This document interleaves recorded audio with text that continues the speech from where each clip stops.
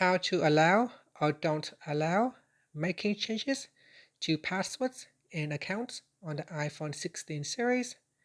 First, let's return back to the home screen by swiping up at the bottom of the screen.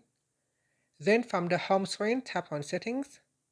Now from the Settings page, we then scroll down and tap on Screen Time. After that, we scroll down, and in here, tap on Content and Privacy Restrictions. Then we scroll down. At the bottom here, tap on Accounts. Next, on this screen here, you can choose Allow or Don't Allow. Here it says, disallowing changes prevent adding, removing, or modifying accounts in passwords and accounts. So from here, you can choose Allow or Don't Allow. So make a selection. When you are making a change, it may ask you to enter a screen time passcode. So do so if it asks you. And that's it. After that, you can tap on the back key or swipe up to return back to the home screen. Thank you for watching this video. Please like and subscribe to my channel for more videos.